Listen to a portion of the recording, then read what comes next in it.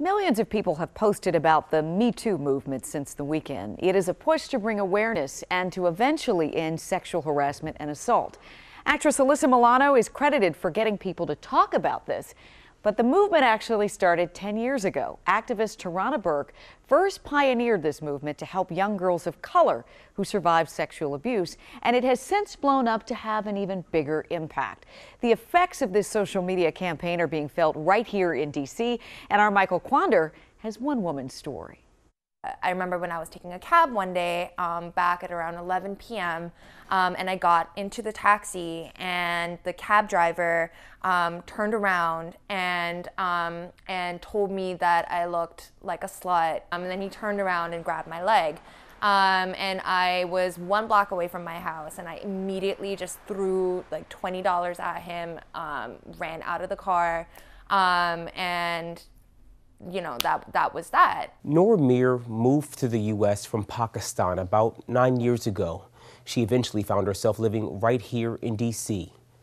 This was one of many times she could remember being sexually harassed or assaulted. But perhaps the worst of all, the one that leaves the biggest scar, is when she says that she was sexually assaulted by someone she thought was a friend. When it first happened, what was going through your mind? What was your emotions? How did you deal with all this? It was hard for me to even identify what was going on.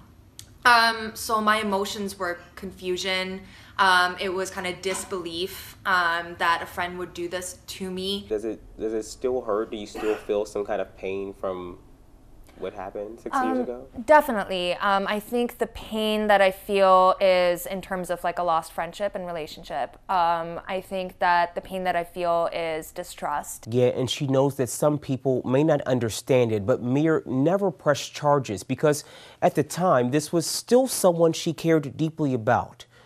Recently, she saw people using the Me Too hashtag, it trending on social media. So even though I didn't choose to engage with it right when it started, I did think it had the potential to be powerful. And it was, until she saw her accused attacker posting about it too. And that's exactly what I saw my perpetrator doing was, you know, me too. I have engaged in behaviors that are harmful to women. Did you have a problem with that? I had very much a problem with the fact that somebody who can't own up to the fact that they assaulted me had the gall and the space to publicly say that they're sorry for any behaviors that they've done, but not privately take any accountability for something that happened 6 years ago. Yeah, and she's not alone. Mir says that a lot of people saw both the negative and positive sides out of all of this. She says, of course, many women were empowered by this movement, but there were also others who felt re-victimized by their attackers, posting about this one online. Triggering a lot of emotions there, Michael Quander. Thanks so much for that report. You know, U.S. Olympic gymnast Michaela Maroney